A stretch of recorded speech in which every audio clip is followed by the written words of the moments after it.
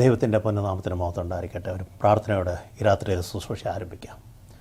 സ്തുതിക്കുന്ന കർത്താവേ, സ്തോത്രം ചെയ്യുന്ന കർത്താവേ, ഞങ്ങൾ ഇതിവാത്സല്യമായി ചെയ്യുന്ന സുഹൃസ്തനാഥ, എൻ്റെ മഹാകരുണയിലും കൃപയിലും കർത്താവേ, അവിടെ ഒരു പ്രാവശ്യം കൂടെ തന്നിരിക്കുന്ന സാവകാശത്തിനായി നന്ദിയോട് സ്തോത്രം കർത്താവേ. കർത്താവേ, ഇന്നത്തെ ശുശ്രൂഷ അങ്ങയുടെ പൊൻകരം സമർപ്പിക്കുന്ന കർത്താവേ, കർത്താവ് വചനം കർത്താവേ അനേകരുടെ ഹൃദയങ്ങളെ സ്പർശിക്കുവാൻ കർത്താവേ, പ്രത്യേകിച്ചും കർത്താവ് പ്രയാസ പ്രതിസന്ധിയിലായിരിക്കുന്ന അനേകരെ അവിടുന്ന് കർത്താവ് അങ്ങയുടെ വചനം സ്പർശിക്കുവാൻ ഈ രാത്രിയിലെ ശുശ്രൂഷ മുഖാന്തരം ഒരുക്കണമെന്ന് പ്രാർത്ഥിക്കുന്നു. ദാസൻ്റെയും അങ്ങയുടെ ശ്രേഷ്ഠ കൃപകളാൽ കർത്താവെ അടിൻ്റെ നാവോട് കൂടെ ഉണ്ടായിരിക്കുക പ്രാർത്ഥിക്കുന്നു. അങ്ങയുടെ ആത്മാവിൽ നിറഞ്ഞ് കർത്താവ് വചനം വ്യാഖ്യാനിക്കുവാനും കർത്താവെ ദൂത് നൽകുവാനും അവിടുന്ന് ഇടയാക്കണമെന്ന് യേശുനാഥ താഴ്മേഷിക്കുന്നു. പിതാവ് കേൾക്കണമേ. ആമേൻ.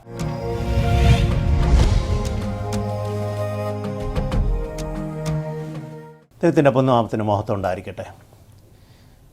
ഈ സമയത്തെ ദൂതിനായി മത്തായിയുടെ സുവിശേഷം 19-ാം അധ്യായം 5-ാം വാക്യം, മാത്യു ചാപ്റ്റർ 19:5.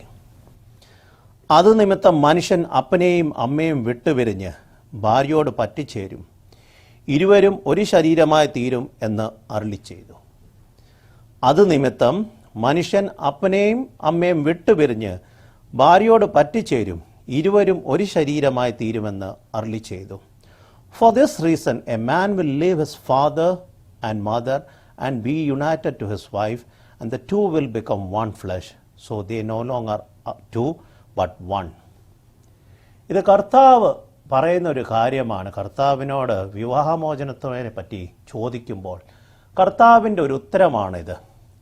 വ്യക്തമായി അതിൻ്റെ കാര്യങ്ങൾ മനസ്സിലാക്കണമെങ്കിൽ അതിൻ്റെ 19-ാം അധ്യായത്തിൻ്റെ 4 തൊട്ട് 6 വരെ വായിക്കുമ്പോൾ അതിനവൻ ഉത്തരം പറഞ്ഞത്, സൃഷ്ടിച്ചവൻ ആദിയിൽ അവരെ ആണും പെണ്ണുമായി സൃഷ്ടിച്ചു എന്ന് നിങ്ങൾ വായിച്ചിട്ടില്ലയോ? അത് നിമിത്തം മനുഷ്യൻ അപ്പനെയും അമ്മയും വിട്ടുപിരിഞ്ഞ് ഭാര്യയോട് പറ്റിച്ചേരും, ഇരുവരും ഒരു ശരീരമായി തീരും എന്ന് അരുളിച്ചെയ്തു. അതുകൊണ്ട് അവർ ഇനിയും രണ്ടല്ല, ഒരു ശരീരമത്രേ. ആകയാൽ ദൈവം യോജിപ്പിച്ചതിനെ മനുഷ്യൻ വേർപിരിക്കരുത്. ആകയാൽ ദൈവം യോജിപ്പിച്ചവനെ മനുഷ്യൻ വേർപിരിക്കരുത്.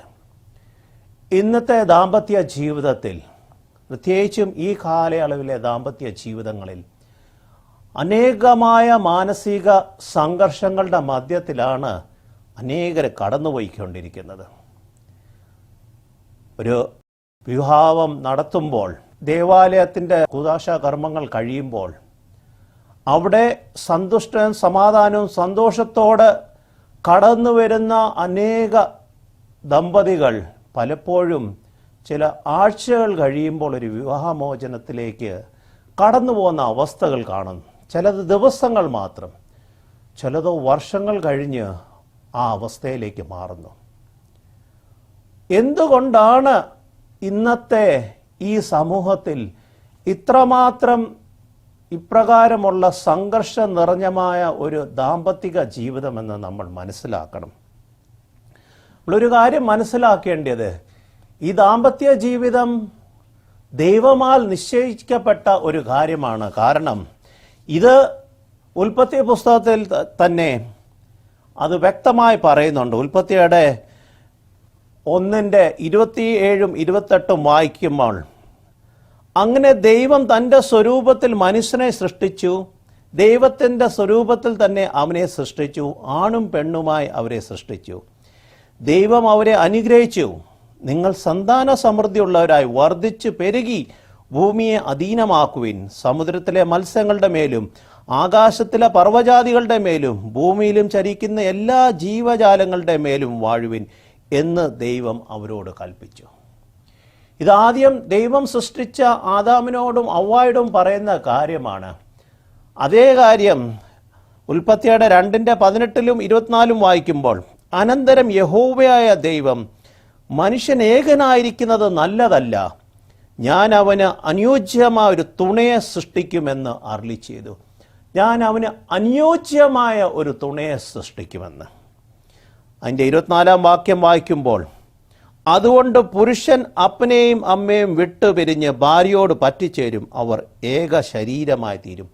അതുതന്നെയാണ് കർത്താവ് മത്തായിയുടെ സുവിശേഷത്തിലും പറയുന്നത്, അവർ ഏക ശരീരമായി തീരും.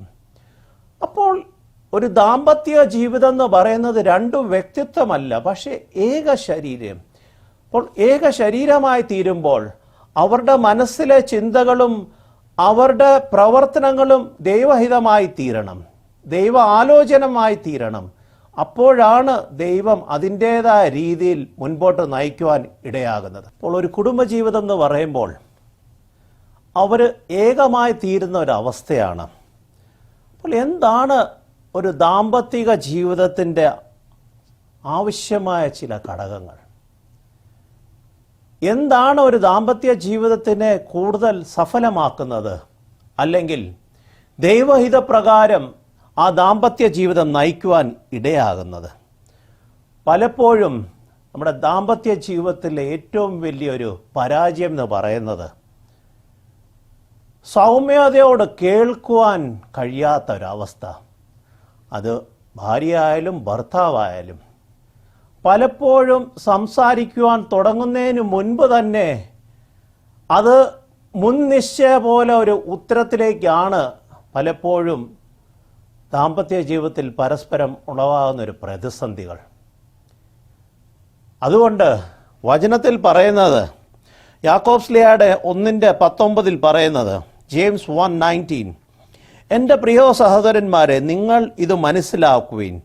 ഏതു മനുഷ്യനും കേൾക്കുവാൻ വേഗതയും സംസാരിക്കുവാൻ സാവധാനതയും കോപിക്കുവാൻ സാവധാനതയും ഉള്ളവനായി ആയിരിക്കട്ടെ.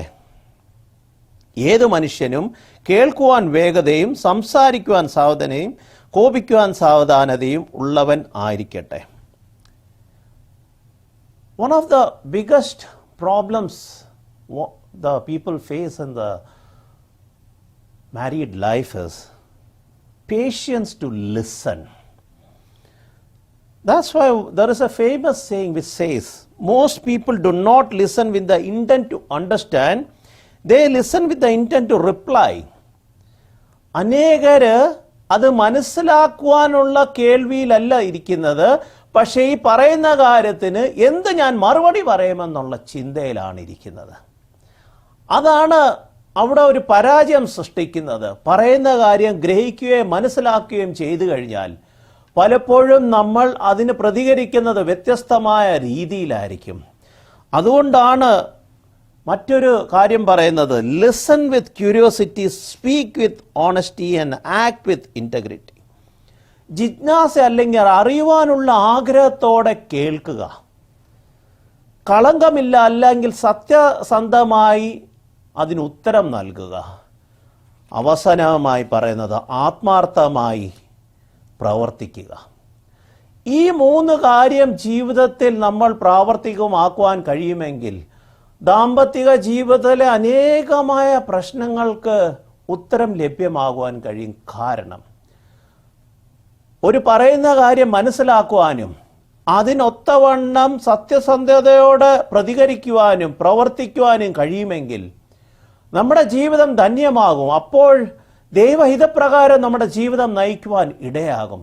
പരസ്പരം മനസ്സിലാക്കുവാനുള്ള സാഹചര്യം ലഭ്യമാകും, പരസ്പരം ഉൾക്കൊള്ളുവാനുള്ള സാഹചര്യം ലഭ്യമാകും. പലപ്പോഴും നമുക്ക് കഴിയാതെ പോകുന്നത് അതാണ്. ആ ഒരു ആദ്യം പറഞ്ഞതുപോലെ നമ്മൾ പലതും കേൾക്കുന്നത് പൊടുന്നനെ ഉത്തരം കൊടുക്കുവാൻ വേണ്ടിയുള്ള ഒരു വേഗതയോടെയാണ് നിൽക്കുന്നത്. അത് മനസ്സിലാക്കി ഗ്രഹിച്ച് ആ പറഞ്ഞ കാര്യം എന്താണ്, ഏത് സാഹചര്യത്തിലാണെന്ന് പറഞ്ഞത് പൂർണ്ണമായി ഗ്രഹിച്ച് മനസ്സിലാക്കി അതിനുവേണ്ടി പ്രതികരിക്കുകയും പ്രവർത്തിക്കുകയും ചെയ്യുകയാണെങ്കിൽ പലപ്പോഴും വീഴ്ചകൾ നമ്മുടെ ജീവിതത്തിൽ നിന്ന് മാറ്റുവാൻ കഴിയും. ഇതല്ലാതെ ഒരു കാര്യം പറയുമ്പോൾ തന്നെ പ്രതികരിക്കത്തക്കവണ്ണം ഉത്തരം കണ്ടെത്തി പ്രതികരിക്കുമ്പോൾ അത് വീഴ്ചയിലേക്കാണ് കുടുംബജീവിതത്തിനെ നയിക്കുന്നത്. പരസ്പരം കേൾക്കുവാനുള്ള ഒരു മനസ്സ് വേണം. രണ്ടാമത് പറയുന്നത്, ഇത് ലൗകികമായി ആത്മീയമായി പറയുന്നത്, കർത്താവിൻ്റെ ശബ്ദം കേൾക്കുവാൻ നമ്മൾ സജ്ജമായി തീരണം നമ്മുടെ നമ്മുടെ ദാമ്പത്തിക ജീവിതത്തിൽ. അതിന് യോഹന്നാന്റെ സുവിശേഷം 10:27 പറയുന്നത്, എൻ്റെ ആടുകൾ എൻ്റെ ശബ്ദം കേൾക്കുന്നു, ഞാൻ അവയെ അറിയുകയും അവ എന്നെ അനുഗമിക്കുകയും ചെയ്യുന്നു. എൻ്റെ ആടുകൾ എൻ്റെ ശബ്ദം കേൾക്കുന്നു, ഞാൻ അവരെ അറിയുകയും അവ എന്നെ അനുഗമിക്കുകയും ചെയ്യുന്നു. നമ്മൾ ഓരോരുത്തരും കർത്താവിൻ്റെ ആലയിലെ ഓരോ ആടുകളാണ്. നമ്മളെ ഒരുമിച്ച് കൂട്ടിക്കൊണ്ടുവന്നെങ്കിലും ആ കർത്താവിൻ്റെ ശബ്ദം കേട്ട് നമ്മുടെ കുടുംബജീവിതം, ദാമ്പത്യ ജീവിതം നയിക്കുവാൻ നമ്മൾ പരിശ്രമിക്കണം. ദൈവത്തിന് മഹത്വം കൊടുക്കുവാൻ പരിശ്രമിക്കണം. ഒരുമിച്ചിരുന്ന് പ്രാർത്ഥിക്കുവാനുള്ള സാഹചര്യം നമ്മൾ സൃഷ്ടിക്കണം. ദാമ്പത്യ ജീവിതത്തിൽ നമ്മൾ സഫലമായി മുന്നേറണമെങ്കിൽ എൻ്റെയും നിങ്ങളുടെയും ദാമ്പത്യ ജീവിതത്തിലെ ഏറ്റവും വലിയൊരു ഘടകമാണ് പ്രാർത്ഥന. അപ്പോൾ പ്രാർത്ഥിക്കുവാനിരിക്കുമ്പോൾ ദൈവത്തിൻ്റെ ഹിതം മനസ്സിലാക്കുവാൻ വേണ്ടി പ്രാർത്ഥിക്കണം. പ്രാർത്ഥിക്കേണ്ട രീതി വ്യത്യസ്തമായിരിക്കണം. പ്രാർത്ഥിക്കണമെന്ന് പറഞ്ഞ് ഒരുമിച്ചിരുന്ന് ദൈവമേ തന്ന എല്ലാ നന്മകൾക്കായ സ്തോത്രം, ഇതാണ് ഞങ്ങളുടെ പ്രയാസം എന്ന് പറഞ്ഞ് എഴുന്നേറ്റ് പോവുകയല്ല. പക്ഷേ കർത്താവ് വ്യക്തമായി നമ്മളെ പഠിപ്പിച്ചിട്ടുണ്ട് എപ്രകാരമാണ് പ്രാർത്ഥിക്കേണ്ടത്. അതിൻ്റെ ആദ്യ 3 ഘടകങ്ങൾ ദൈവത്തെ സ്തുതിക്കുന്ന, ദൈവഹിതം മനസ്സിലാക്കുന്ന കാര്യമാണ്. പറയുന്നത്, നിങ്ങൾ ഇപ്രകാരം പ്രാർത്ഥിക്കുവിൻ: സ്വർഗസ്നായ പിതാവേ, ഞങ്ങളുടെ പിതാവേ, നിന്റെ നാമം വിശുദ്ധീകരിക്കപ്പെടണമേ, നിന്റെ രാജ്യം വരണമേ, നിന്റെ ഇഷ്ടം സ്വർഗത്തിലെ പോലെ ഭൂമിയിലും ആകണമേ. എൻ്റെ നിങ്ങളുടെയും വ്യക്തിഗത ജീവിതത്തിൽ, ദാമ്പത്തിക ജീവിതത്തിൽ ഇപ്രകാരം ദൈവത്തിന് മഹത്വം കൊടുത്ത് ദൈവരാജ്യത്തിന് വേണ്ടി ചിന്തിക്കുകയും ദൈവത്തിൻ്റെ ഹിതം എൻ്റെയും നിങ്ങളുടെയും ആ ദാമ്പത്തിക ജീവിതത്തിൽ കടന്നു വരുവാൻ വേണ്ടി പ്രാർത്ഥിക്കുമ്പോൾ ദൈവം നമ്മുടെ ദാമ്പത്തിക ജീവിതം നയിക്കുവാനുള്ള ആലോചനകൾ തരും. അപ്രകാരമായി തീരുമ്പോൾ ദൈവം വ്യക്തമായി ബോധ്യപ്പെടുത്തും എവിടെയാണ് നമ്മുടെ പാകപ്പിഴകൾ, എന്താണ് നമ്മുടെ ജീവിതത്തിൽ നികത്തേണ്ടി, എപ്രകാരമാണ് നമുക്ക് അലിഞ്ഞു ചേരുവാൻ കഴിയുന്നതെന്ന്. ദൈവം നമ്മളെ വഴി നടത്തുകയും അപ്രകാരം ശക്തീകരിക്കുകയും ചെയ്യുന്നുണ്ട്. ഒരു പ്രാർത്ഥിക്കുന്ന ഒരു ഭക്തൻ പറഞ്ഞിരിക്കുന്നത്, when I pray coincidence happen, when I stop praying coincidence stop happening. ഞാൻ പ്രാർത്ഥിക്കുമ്പോൾ എനിക്ക് വേണ്ടി സാഹചര്യങ്ങൾ ഒരുക്കുന്നു, ഞാൻ പ്രാർത്ഥന നിർത്തുമ്പോൾ ആ സാഹചര്യങ്ങൾ കടന്നു വരുന്നില്ല. It's not coincidence. When we pray and we pray according to the desire of God and the will of God, God arranges positions and situations in our life which comes as a blessing to us. നമ്മൾ പ്രാർത്ഥിക്കുമ്പോൾ ദൈവഹിതം മനസ്സിലാക്കി ദൈവ ആലോചന പ്രകാരം പ്രാർത്ഥിക്കുമ്പോൾ ദൈവം നമുക്കായി സാഹചര്യങ്ങളും മുഖാന്തരങ്ങളും ഒരുക്കി നമ്മളെ വഴി നടത്തുവാൻ ഇടയാകും.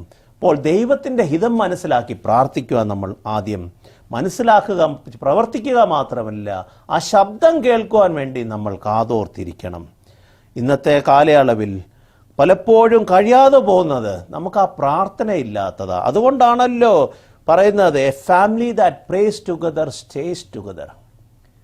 ദാമ്പത്യ ജീവിതത്തിൽ അത് ഏറ്റവും ആവശ്യമാണ്. അപ്രകാരം പ്രാർത്ഥിക്കുമ്പോൾ നമുക്ക് ഒരുമിച്ച് മുന്നേറുവാൻ കഴിയും. മൂന്നാമത് പറയുന്നത്, നമുക്ക് ക്ഷമിക്കുവാനുള്ളൊരു മനസ്സ് വേണം. ക്ഷമിക്കുക എന്ന് പറയുന്നത് വഹിക്കുക എന്നുള്ള അർത്ഥമാണ് യഥാർത്ഥത്തിൽ. അത് കൊലോസ്യലേഖനം 3:13-14 വായിക്കുമ്പോൾ, കൊലോസ്യൻ 3:13-14 വായിക്കുമ്പോൾ, അന്യോന്യം വഹിക്കുകയും ഒരുവനോട് വഴക്കുണ്ടായാൽ അന്യോന്യം ക്ഷമിക്കുകയും ചെയ്യുവിൻ. കർത്താവ് നിങ്ങളോട് ക്ഷമിച്ചതുപോലെ നിങ്ങളും ക്ഷമിക്കുവിൻ. സർവോപരി സമ്പൂർണതയുടെ ബന്ധമായ സ്നേഹം ധരിക്കുവിൻ. സർവോപരി സമ്പൂർണതയുടെ ബന്ധമായ സ്നേഹം ധരിക്കുവിൻ. A love that binds everything, the virtue of love. If we have the virtue of love in our life, it will bind everything together, and then there will be no differences. The differences occur when this love is away from our life. അപ്പോഴാണ് ക്ഷമിക്കുവാനും വഹിക്കുവാനും കഴിയാത്തത്. ഒരു ക്രിസ്തീയ ജീവിതത്തിൻ്റെ ഏറ്റവും വലിയ ആവശ്യം എന്ന് പറയുന്നത് ക്ഷമിക്കുവാനുള്ള മനസ്സാണ്. അത് ക്ഷമിക്കുക മാത്രമല്ല, അത് മറക്കുകയും വേണം. കാരണം ചിലപ്പോൾ നമ്മൾ ക്ഷമിച്ചെന്നിരിക്കും, പിന്നൊരു പ്രയാസം വരുമ്പോൾ നീ അന്ന് അത് പറഞ്ഞു ഇത് പറഞ്ഞെന്നൊക്കെ പറയുമ്പോൾ ആ മറവി നമ്മുടെ ജീവിതത്തിൽ ഇല്ലെങ്കിൽ ഇതെപ്പോഴും ഒരു വേദനയായി ഉള്ളിൽ കിടക്കും. ദാമ്പത്യ ജീവിതത്തിൽ ക്ഷമിക്കുവാനും മറക്കുവാനുമുള്ള കൃപയ്ക്കായി നമ്മൾ പ്രാർത്ഥിക്കണം.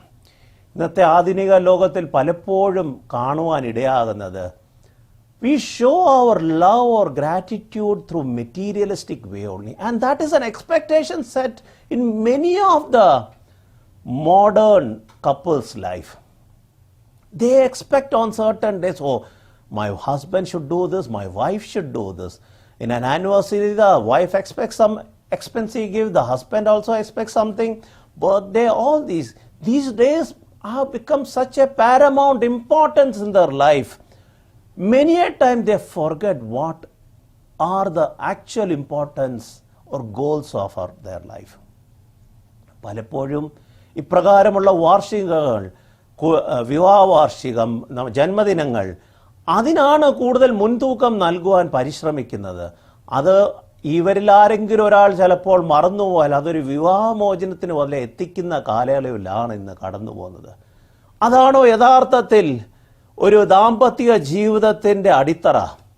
ഈ വാർഷികമാണോ, അതോ എന്നെയും നിങ്ങളെയും കൂട്ടിച്ചേർത്ത ആ ദൈവമാണോ എൻ്റെയും നിങ്ങളുടെയും ജീവിതത്തിൽ ഏറ്റവും മുൻതൂക്കം നമ്മൾ നൽകേണ്ടത്? ദൈവം നമ്മളെ ക്ഷമിക്കുവാൻ പഠിപ്പിക്കുമ്പോൾ ആ ക്ഷമ നമ്മുടെ ജീവിതത്തിൽ ഉണ്ടായിരിക്കണം. വഹിക്കുവാനുള്ള കൃപ നമ്മൾക്ക് ഉണ്ടായിരിക്കണം. ക്രിസ്തുവിൻ യഥാർത്ഥമായി പഠിപ്പിക്കുന്നത് അതാണ്, മറ്റുള്ളവരെ ക്ഷമിക്കുവാനും വഹിക്കുവാനുള്ള കൃപയ്ക്ക് വേണ്ടി. മുമ്പോട്ട് പോകട്ടെ, പരസ്പരം സമർപ്പിതമായ ഒരു ജീവിതം നയിക്കുവാൻ നമ്മൾ പഠിക്കണം. Submitting each others together each others. എഫേഷ്യൻസിൻ്റെ 5:33 പറയുന്നത്, എന്നാൽ നിങ്ങൾ അങ്ങനെ തന്നെ ഓരോരുത്തരും അവനവൻ്റെ ഭാര്യയെ തന്നെ പോലെ തന്നെ സ്നേഹിക്കണം, ഭാര്യയോ ഭർത്താവിനെ ബഹുമാനിക്കേണ്ടതാകുന്നു. Each of you must love his wife as he loves himself and the wife must respect her husband. നമ്മളെ തന്നെ സ്നേഹിക്കുന്ന എന്ന് പറയുമ്പോൾ എന്നെ തന്നെ പൂർണ്ണമായി ഉൾക്കൊണ്ട് ഞാൻ എന്നെ തന്നെ വഹിക്കുകയും സ്നേഹിക്കുകയും ചെയ്യുന്നത് പോലെ എൻ്റെ ഭാര്യയെ സ്നേഹിക്കണം. അതുപോലെ തന്നെ ഭാര്യ ഭർത്താവിനെ ബഹുമാനിക്കണം എന്നാണ് പറയുന്നത്. അപ്രകാരം ഒരു സ്നേഹമുണ്ടെങ്കിൽ, അപ്രകാരം ഒരു കരുതലുണ്ടെങ്കിൽ നമുക്ക് പരസ്പരം വഹിക്കുവാനും ഉൾക്കൊള്ളുവാനും കഴിയും. നമ്മൾ പലപ്പോഴും അനേക കുടുംബജീവിതത്തിൽ അല്ലെങ്കിൽ ദാമ്പത്യ ജീവിതത്തിൽ മനസ്സിലാക്കുന്നത്, അവരാ പരസ്പരം ജോലി കഴിഞ്ഞൊന്ന് ഭവനത്തിൽ വരുമ്പോൾ ഒന്ന് മിണ്ടുവാൻ സമയമില്ലാതെ മറ്റുള്ള പ്രവർത്തന മേഖലയിലേക്ക് കടന്നു പോകുന്ന അവസ്ഥയാണ്. അതിനു പകരം അല്പസമയം ഒന്ന് ചെലവഴിക്കുമെങ്കിൽ, പരസ്പരം ഒന്ന് മനസ്സിലാക്കുവാൻ ഇടയാക്കുമെങ്കിൽ അത് നമ്മുടെ ദാമ്പത്യ ജീവിതം വലിയ അനുഗ്രഹത്തിലേക്ക് വഴി നടത്തുവാൻ ഇടയാകും. നമ്മൾ ഒരു നിമിഷം ചിന്തിക്കുകയാണെങ്കിൽ ഒരല്പം വെള്ളത്തിനുള്ളിൽ ഉപ്പിടുകയോ അല്ലെങ്കിൽ പഞ്ചസാരയോ അത് അലിഞ്ഞു ചേർന്ന് ഒന്നായി മാറും. അപ്രകാരമാണ് നമ്മുടെ ദാമ്പത്യ ജീവിതമാകേണ്ടത്. ഒരുവൻ നമ്മളെ കാണുമ്പോൾ നമ്മൾ ഏകനായി, ഏക ചിന്താഗതിയുള്ള, ഏക ലക്ഷ്യത്തോടെ പ്രവർത്തിക്കുന്ന ഒരു ദാമ്പത്യമായി തീരുമ്പോൾ നമ്മൾ കർത്താവിൻ്റെ വലിയ സാക്ഷികളായി തീരുവാനിടയാകും. കർത്താവ് നമ്മളെ പറ്റി നമ്മുടെ അനുഗ്രഹങ്ങൾക്ക് വർധന നൽകുവാൻ സന്നദ്ധനായിത്തീരും. പക്ഷേ അതെപ്പോഴാണ് എൻ്റെയും നിങ്ങളുടെയും ദാമ്പത്യ ജീവിതത്തിൽ അപ്രകാരം വഹിക്കുവാനും പൊറുക്കുവാനും സ്നേഹിക്കുവാനുമുള്ളൊരു മനസ്സ് പരസ്പരം ഉണ്ടാകുമ്പോഴാണ്. എന്തുകൊണ്ടാണ് ഈ ദാമ്പത്യ ജീവിതം ഇത്ര പ്രാധാന്യം? ഈ ദൈവം തന്നെ സഭയെയും ക്രിസ്തുവിനെയും പറ്റി പറയുന്നത് ഒരു ദാമ്പത്യ ജീവിതത്തിൻ്റെ രീതിയിലാണ്. യെരമ്യാ പ്രവാചകൻ 31:32 പറയുന്നത്, യെരമ്യാ 31:32, ഞാൻ അവരുടെ പിതാക്കന്മാരെ കൈക്ക് പിടിച്ച് മിസ്രയീം ദേശത്ത് നിന്ന് കൊണ്ടുവന്ന ദിവസം ഞാൻ അവരോട് ചെയ്ത ഉടമ്പടി പോലെയല്ല. ഞാൻ അവർക്ക് ഭർത്താവായിരുന്നെങ്കിലും അവർ എൻ്റെ ഉടമ്പടി ലംഘിച്ചു കളഞ്ഞു എന്ന് യഹോവ അരുളി ചെയ്തു. യഹോവ പറയുന്നത്, മിസ്രയീമിൽ നിന്ന് അവരെ കൂട്ടിക്കൊണ്ടെന്ന് പോലൊരു ഭർത്താവിൻ്റെ രീതിയിലുള്ള കരുതലിലൂടെയാണ് അവരെ കൊണ്ടുവന്നിട്ട് പോലും അവരവരുടെ ഉടമ്പടി ലംഘിച്ചു കളഞ്ഞു. നമ്മുടെ വെളിപാടിൽ പറയുന്നത്, വെളിപാടിൻ്റെ 19:7 പറയുന്നത്, നാം സന്തോഷിച്ചുല്ലസിച്ച് അവന് മഹത്വം കൊടുക്കുക. കുഞ്ഞാടിൻ്റെ കല്യാണം വന്നുവല്ലോ, അവൻ്റെ കാന്തയും തന്നെത്താൻ ഒരുക്കിയിരിക്കുന്നു. അവിടെയും കുഞ്ഞാടിൻ്റെ കല്യാണം, കർത്താവ് ഒരു മണവാളനും സഭ ഒരു മണവാട്ടിയുമായിട്ടാണ് കാണുന്നത്. അപ്പോൾ ദൈവം എത്രമാത്രമാണ് ഒരു ദാമ്പത്തിക ജീവിതത്തിന് മുൻതൂക്കം കൊടുക്കുന്നതെന്ന് നമുക്ക് മനസ്സിലാകും. കാരണം സഭയും കർത്താവുമായിട്ടുള്ളൊരു ബന്ധം അതാണ്, ഒരു പവിത്രമായൊരു ബന്ധമാണ്. അവിടെ സഹിഷ്ണുതയുടെ ആവശ്യമുണ്ട്, സ്നേഹത്തിൻ്റെ ആവശ്യമുണ്ട്, കരുതലിൻ്റെ ആവശ്യമുണ്ട്, പരസ്പരം വഹിക്കുവാനും പൊറുക്കുവാനുമുള്ള ആവശ്യമുണ്ട്. അപ്പോഴാണ് ദാമ്പത്തിക ജീവിതം ഏറ്റവും അനുഗ്രഹപൂർണമായി മുന്നേറുക മാത്രമല്ല, ദൈവനിശ്ചയപ്രകാരമുള്ളൊരു ദാമ്പത്യ ജീവിതം നയിക്കുവാൻ നമ്മളെ ഉളവാക്കുന്നത്. പക്ഷെ അപ്രകാരം നമ്മൾ മുന്നോട്ട് പോകണമെങ്കിൽ നമ്മുടെ ദാമ്പത്യ ജീവിതത്തിൽ വ്യക്തമായി എപ്രകാരം നമ്മൾ ആയിത്തീരണമെന്ന് പൗലോസ് ലീഹ എഫേസ്യ ലേഖനത്തിൽ പറയുന്നുണ്ട്. എഫേസ്യ ലേഖനം 5:22-32 ചില ഭാഗങ്ങൾ വായിക്കുന്നു. എഫേസ്യ ലേഖനം 5:22-32 വരെ. അതിൻ്റെ 22-ാം വാക്യത്തിൽ പറയുന്നത്, ഭാര്യമാരെ കർത്താവിന് എന്ന പോലെ സ്വന്തം ഭർത്താക്കന്മാർക്ക് കീഴടങ്ങുവിൻ. ഭാര്യമാരെ കർത്താവിനെന്ന പോലെ സ്വന്തം ഭർത്താക്കന്മാർക്ക് കീഴടങ്ങുവിൻ.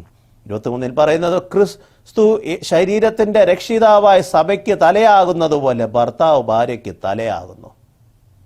ക്രിസ്തു ശരീരത്തിൻ്റെ രക്ഷിതാവായ സഭയ്ക്ക് തലയാകുന്നത് പോലെ ഭർത്താവ് ഭാര്യയ്ക്ക് തലയാകുന്നു.